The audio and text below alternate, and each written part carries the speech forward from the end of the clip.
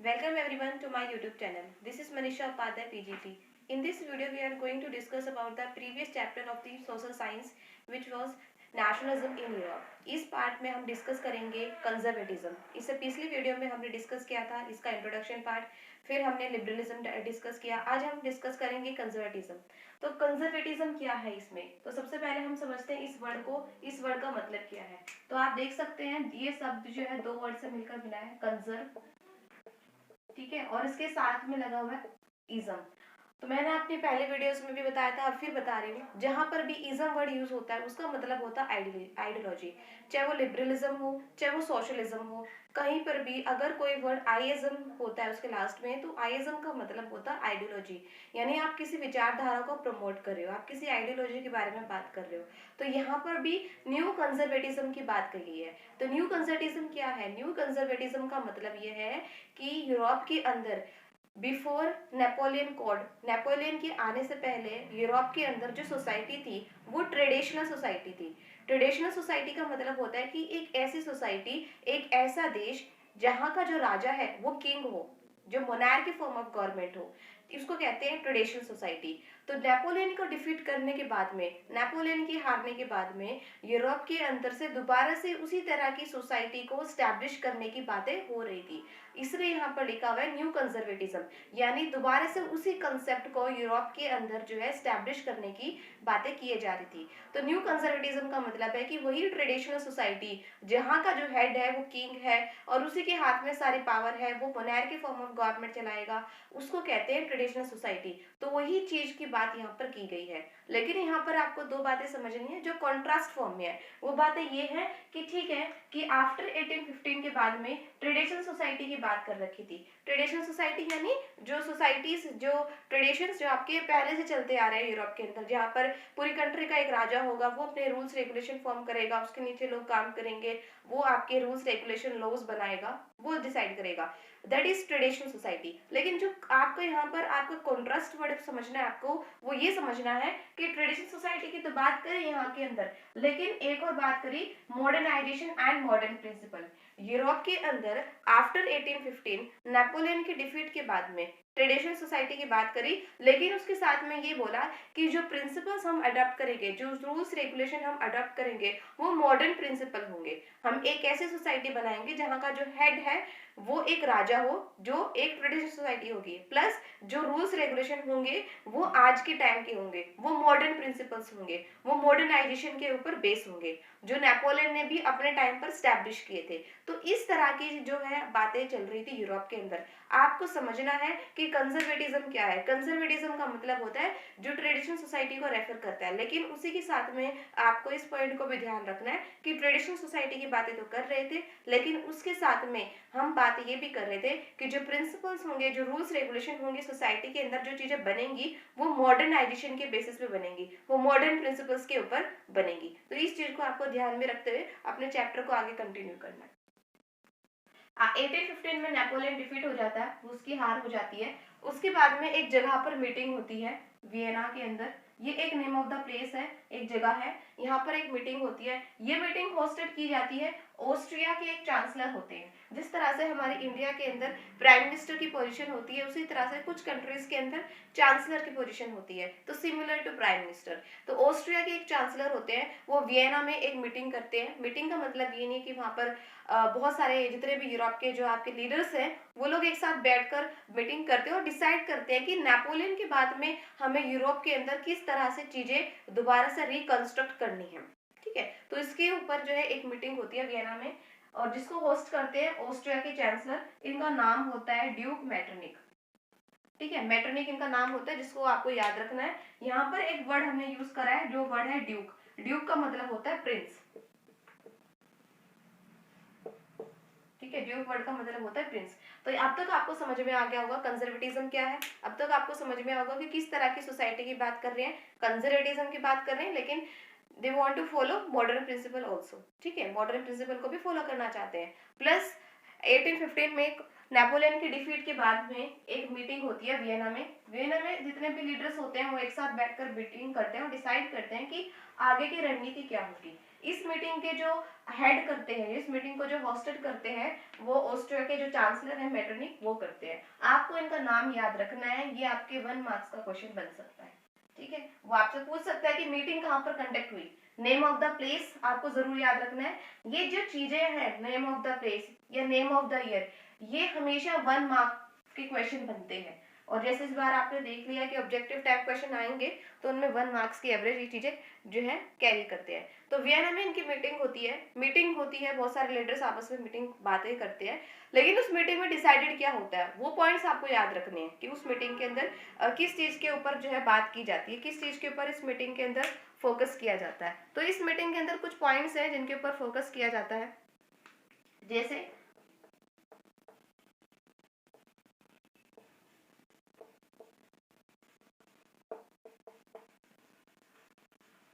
France के अंदर एक डायनेस्टी चलती आ रही थी जिसको बोलते थे बर्बर डायनेस्टी।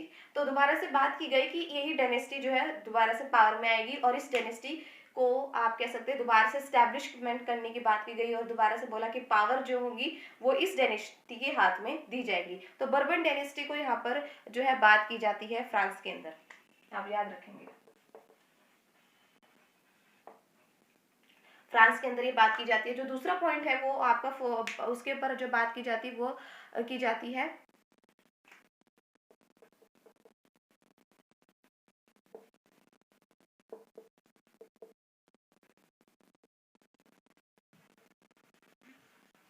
दूसरी बात की जाती है फ्रांस लॉस्ट इट टेरिटरीज। इसका मतलब यह है कि नेपोलियन के टाइम के अनुसार जब फ्रांस में नेपोलियन का शासन था तो उसने जितने भी आसपास की कंट्रीज या फिर टेरिटरीज को कन्कर किया था, जीता था, उन सारी टेरिटरीज को दोबारा से वापस जहाँ की वो टेरिटरीज थी उनको छोड़ना पड़ेगा। मतलब जितनी भी फ्रांस के अंदर वो टेरिटरीज थी जिनको नेपोलियन ने कन्कर किया था, उनको जीता था और फ्रांस के अंदर उनको इंक्लूड किया था, उन सारे टेरिटरीज को, उन सारे एरिया को, उन सारे पार्ट को आपको छोड़ना पड़ेगा। तो यहाँ पर एक दूसरी बात होती है कि France lost it many territories. जितनी भी टेरिटरीज उसने ऑक्यूपाई की थी ड्यूरिंग नेपोलियन के टाइम पर, उन सारे टेरिटरीज को लीव करना पड़ेगा, उसको छोड़ना पड़ेगा। तो ये भी आपका सबसे बड़ा यहाँ पर इंपॉर्टेंट पॉइंट है।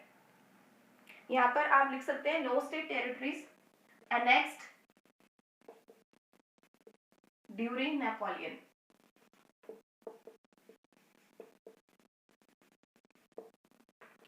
तो 2 पॉइंट हमने यहाँ पे डिस्कस कर लिए, बर्बन डायनेस्टी की, और हमने बात करी यहाँ पर France lost it territories annexed under Napoleon. अब बात करते हैं कि यहाँ पर बात क्या होगी, ऑटोक्रेटिक रिजाइम होगा।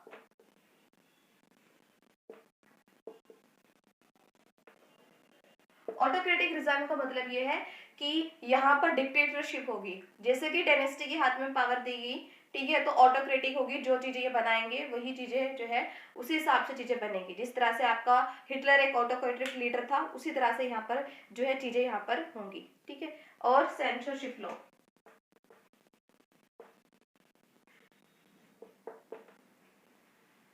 ठीक है, सेंसरशिप लॉ यहाँ पर इम्पोज किया गया। तो ये 4 ऐसे पॉइंट, ऐसे मीटिंग थी, 4 ऐसे पॉइंट थे जिनके ऊपर बात हुई थी। दोबारा से इनको डिस्कस करते हैं। बर्बन डायनेस्टी को बोला गया कि दोबारा से जो पावर है वो बर्बन डायनेस्टी के हाथ में आ जाएगी, उनके हाथ में सारी पावर दी गई, ठीक है। बर्बन डायनेस्टी यानी जो पूरी पहले की जो डायनेस्टी चलती आ रही है, ठीक है, जैसे इंडिया के अंदर मुगल डायनेस्टी आई थी, दिल्ली सल्तनत गुलाम डायनेस्टी आई थी, उस तरह की जो डायनेस्टी होती है उनकी बात की गई है। तो बर्बन डायनेस्टी के हाथ में पावर दी जाती है। France lost it many territories annexed under the Napoleon. France ने जितनी भी टेरिटरीज जीती थी नेपोलियन के टाइम के अनुसार, उन सारे टेरिटरीज को फ्रांस को छोड़ना पड़ेगा। तो ये भी एक सबसे बड़ी बात यहाँ पर की गई। तीसरे पॉइंट में यहाँ पर बात की गई आपकी ऑटोक्रेटिक रिजाइम की, यानी ये डायनेस्टी होगी, ये जो पावर होगी, ये डायनेस्टी है, ये किस बेसिस पे रोल करेंगे। जैसे मैंने आपको बोल दिया कि यहाँ पर मैं एक ए डायनेस्टी स्टैब्लिश करना चाहती हूँ। ए डायनेस्टी कौन सी फॉर्म ऑफ गवर्नमेंट करेगी, ऑटोक्रेटिक करना चाहती है, डेमोक्रेटिक चाहती है, प्रेसिडेंशियल चाहती है, रिपब्लिक चाहती है, कौन सी चाहती है। तो यहाँ पर डिसाइड किया गया कि जो भी डायनेस्टी यहाँ पर आएगी वो ऑटोक्रेटिक रिजाइम होगी। ऑटोक्रेटिक जहाँ पर रूलर ही सब कुछ डिसाइड करेगा, उसके हाथ में सब कुछ पावर है, वो होती है ऑटोक्रेटिक रिजाइम। तो ऑटोक्रेटिक रिजाइम मतलब ऑटोक्रेटिक के हिसाब से जो है शासन यहाँ पर किया जाएगा। नेक्स्ट यहाँ पर बात की जाती है सेंसरशिप लॉ की। ठीक है। तो दे इम्पोज्ड सेंसरशिप लॉ, मतलब आप कुछ भी अपने हिसाब से प्रिंट नहीं कर सकते, आपको परमिशन लेनी पड़ेगी। न्यूज़पेपर के अंदर आर्टिकल्स, जर्नल्स आप अपने हिसाब से नहीं छाप सकते, उसके लिए आपको प्रायर परमिशन लेनी पड़ेगी। So this is called censorship law. तो ये चीजें यहाँ पर जो है देखने को मिलती है।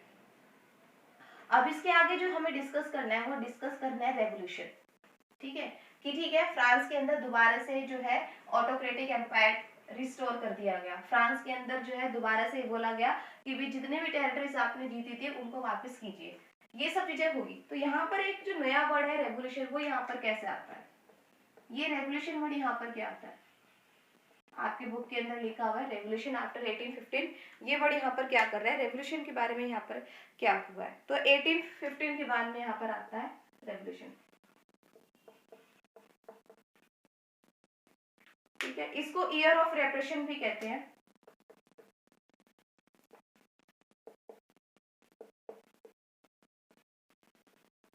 ईयर ऑफ रेप्रेशन भी कहते हैं। इस टाइम पर क्या हुआ, बहुत सारी सीक्रेट सोसाइटीज बनी।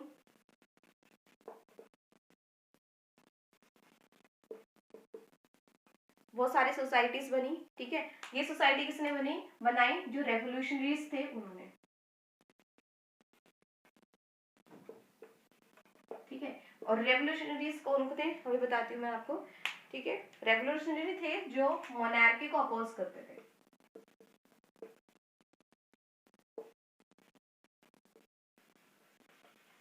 मोनार्की को अपोज करते थे और किस चीज की बात करते थे? They fight for liberty.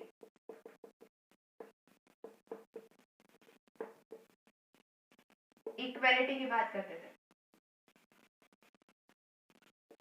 ठीक है, इस चीज की यहाँ पर वो लोग बात करते थे। तो इसको समझेंगे आप कि 1815 के बाद में रेवोल्यूशन क्यों आता है। 1815 के बाद में दोबारा से जब वहां पर ट्रेडिशनल सोसाइटी स्टैब्लिश हो जाती है यूरोप के अंदर, फ्रांस के अंदर, तो रेवोल्यूशन क्यों आता है? रेवोल्यूशन इसलिए आता है कि ठीक है मोनार्की फॉर्म ऑफ गवर्नमेंट बन गई, ऑटोक्रेटिक रिजाइम बन गया, तो पावर राजा के पास में, वो अपने हिसाब से चीजें करेगा। फिर आपने पढ़ा कि सेंसरशिप लॉ इम्पोज कर देगी restriction on newspaper and journal and magazine, उसमें वही छपेगा जो आप चाहेंगे, उसके अलावा कुछ नहीं छप सकता। तो ऑटोक्रेटिक डिजाइन में क्या होता है कि हर इंडिविजुअल पर्सन की जो इच्छा है उसके हिसाब से गवर्नमेंट काम नहीं करती है। हमारे यहाँ पर डेमोक्रेसी है तो कॉमन पीपल की जो विल है उसके ऊपर इंपॉर्टेंस दी जाती है, लेकिन ऑटोक्रेटिक डिजाइन में ये सब चीजें नहीं होती है। तो समाज का एक ऐसा सेक्शन होता है हमेशा ऑटोक्रेटिक डिजाइन में या फिर मोनार्की फॉर्म ऑफ गवर्नमेंट में जो हमेशा दबा कुचला रहता है, जिसके बारे में कोई नहीं बात करता। ठीक है, राजा है वो सिर्फ अपनी पावर को इंक्रीज करेगा, टैक्स लगाएगा, या फिर जो एरिस्टोक्रेट्स है, जो बड़े बड़े क्लासेस है, जो बड़े लोग हैं, उनका फायदा हो सकता है, लेकिन जो गरीब इंसान है उसका फायदा नहीं होता इस टाइप की गवर्नमेंट में। वो हमेशा अपने आप को दबा कुचला मानता है। तो जो ऐसे लोग थे उन्होंने रेवोल्यूशन स्टार्ट करा। अब रेवोल्यूशन करने का भी एक तरीका था, अब एकदम से तो रेवोल्यूशन नहीं कर सकते ना, क्रांति नहीं कर सकते, दबा दिया जाएगा आपको, क्योंकि डेमोक्रेसी तो है नहीं। तो उन्होंने एक छोटी छोटी सोसाइटीज बनानी स्टार्ट कर दी, सीक्रेट सोसाइटीज बनानी स्टार्ट कर दी। सीक्रेट सोसाइटीज यानी एक छोटे छोटे स्मॉल ऑर्गेनाइजेशन बनाने स्टार्ट कर दिए, जिसमें कि भाई 15-20 लोग के मेंबर हैं, जो हम लोग रेवोल्यूशन करेंगे, हम लोग क्रांति की बात करेंगे, हम मोनार्की को हटाने की बात करेंगे, हम इक्वालिटी की बात करेंगे। तो इस तरह की छोटी छोटी सोसाइटीज जो है यूरोप के अंदर बनती हुई देखने को मिलती है उस टाइम के अंदर। दूसरा यह है कि जिन लोगों ने ये सोसाइटीज बनाई थी उन लोगों को क्या कहा जाता है? उन लोगों को रेवोल्यूशनरीज कहा जाता है, क्रांतिकार कहा जाता है, जो क्रांति लेकर आते हैं, जैसे इंडिया के अंदर भी देखने को मिलता है। ठीक है, तो ये रेवोल्यूशनरीज का जो आप कह सकते हैं कि मेन फोकस क्या था या मेन मोटिव क्या था? इनका मेन मोटिव था कि ये मोनार्की फॉर्म ऑफ गवर्नमेंट को अपोज करते थे। ये नहीं चाहते थे कि डिक्टेटर फॉर्म ऑफ गवर्नमेंट हो या फिर रूलर जो है राजा हो, उस चीज को अपोज करते थे और लिबर्टी के ऊपर फाइट करते थे। बात करते थे कि लिबर्टी होनी चाहिए, बात करते थे इक्वालिटी होनी चाहिए, क्योंकि मोनार्की फॉर्म ऑफ गवर्नमेंट में लिबर्टी इक्वालिटी की बातें नहीं होती है। मोनार्की में एक राजा है तो उसने रूल्स बना दिए, आपको फॉलो करने हैं, चाहे आपकी इच्छा हो या ना हो, आपका फायदा हो रहा है या नहीं हो रहा। तो कुछ ऐसा सोसाइटी के अंदर सेक्शन थे जो इसका नेगेटिव कॉन्सिक्वेंसेस भुगत रहे थे, जो गरीब इंसान थे। तो उनमें से कुछ ऐसे लोग थे जिन्होंने सीक्रेट सोसाइटीज बनानी स्टार्ट करी and they fight for monarchy form of government. ठीक है, ये उसके अगेंस्ट थे और लिबर्टी के लिए फाइट करी, इक्वालिटी के लिए फाइट करी, जस्टिस के लिए फाइट करी। तो इस तरह की सीक्रेट सोसाइटीज यहाँ पर देखने को मिलती है। अब यहाँ पर एक आपका एक न्यू पर्सन का नाम यहाँ पर उभर कर आता है, जिससे आपसे क्वेश्चन भी पूछा जाता है, जिससे आपके बेसिस पे 1 मार्क्स के 2 मार्क्स के 2 मार्कर के क्वेश्चन भी बनते हैं या फिर 1 मार्क्स में आपसे पूछ भी सकता है। तो गुजीपी मजीनी यहाँ पर एक पर्सन है, ठीक है, मजीनी, गुजीपी मजीनी, ठीक है, गुजीपी मजीनी यहाँ पर एक पर्सन है, उनके बारे में आपको जानने को मिलेगा कि गुजीपी मजीनी कौन थे, ठीक है। तो इनके बारे में जानने को मिलेगा, इन्होंने आपकी इटली के अंदर सोसाइटीज बनाई, सीक्रेट सोसाइटीज बनाई, ठीक है। और एक रेवोल्यूशनरीज थे ये भी, एक तरह के, ये भी मोनार्की फॉर्म ऑफ गवर्नमेंट को हटाना चाहते थे, इक्वालिटी की बात करते थे, जस्टिस की बात करते थे। तो इनके बारे में आपको जानने को मिलेगा गुजीपी मजीनी के बारे में। तो इनके बारे में बात करते हैं, इनका जो बोर्न है वो कहाँ हुआ है, तो जिनोवा में इनका बोर्न हुआ है, ठीक है। ये एक बेसिक इन्फॉर्मेशन है जो आपको पता होनी चाहिए। जिनोवा में ये पैदा हुए थे, ठीक है। इन्होंने, आप कह सकते हैं, सीक्रेट सोसाइटीज के ऊपर जो है सबसे ज्यादा फोकस किया। तो बोर्न ये कब हुए, 1809, ठीक है, 1809 में जिनोवा में इनका बोर्न हुआ था। और 1831 में इनको एग्जाइल कर दिया जाता है। एग्जाइल का मतलब होता है देश से निकाला। तो गुजीबी मजीनी के बारे में हम पढ़ रहे हैं। गुजीबी मजीनी का जो डेट ऑफ बर्थ है वो है आपका 1809। जिनोवा एक जगह है, नेम ऑफ द प्लेस है। आप मुझे बताएंगे कमेंट बॉक्स में कि जिनोवा कहाँ पर है, ठीक है। और गुजीबी मजीनी का पूरा नाम भी आप कमेंट बॉक्स में टाइप करेंगे। तो गुजीबी मजीनी जो है, उनका जो डेट ऑफ बर्थ है वो 1809 है, ठीक है। 1809 में इनका डेट ऑफ बर्थ है। इनको एग्जाइल कर दिया जाता है 1831 में। एग्जाइल का मतलब होता है कि देश से निकाल दिया, ठीक है। तो 1831 में इनको क्यों एग्जाइल किया जाता है, क्योंकि ये सोसाइटी बनानी स्टार्ट करते हैं, सीक्रेट सोसाइटीज फॉर्म करना स्टार्ट करते हैं, रेवोल्यूशन की बात करते हैं, इक्वालिटी की बात करते हैं, लिबर्टी की बात करते हैं, ठीक है। तो इस चीज की वजह से जो है इनको एज ए देशद्रोही मानते हुए कि देश की जो लीडर है उनके अगेंस्ट काम कर रहे हैं, तो इनको एग्जाइल कर दिया जाता है, इनको देश से निकाला दिया जाता है 1831 के अंदर। तो यहाँ पर आपको जो चीजें याद रखनी है वो ये याद रखनी है कि कितनी सोसाइटीज बनाई थी, ठीक है। यहाँ पर आपका एक 1 मार्क का क्वेश्चन बनता है। या फिर अगर आपसे पूछा जाए कि write a short note on गुजीबी मजीदी, तो ऐसे कुछ पॉइंट्स होते हैं जिनको आप उनमें लिख सकते हैं, उनका डेट ऑफ बर्थ लिख सकते हैं, आप उसमें लिख सके कि कौन सी 2 तरह की सीक्रेट सोसाइटीज उन्होंने फॉर्म करी थी, ठीक है।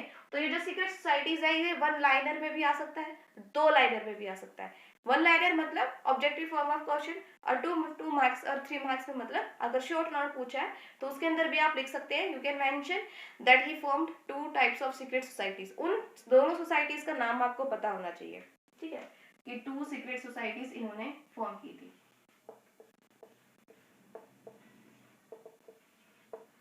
कौन कौन सी 2 सीक्रेट सोसाइटीज यहाँ पर फॉर्म करी थी, एक का नाम था यंग इटली,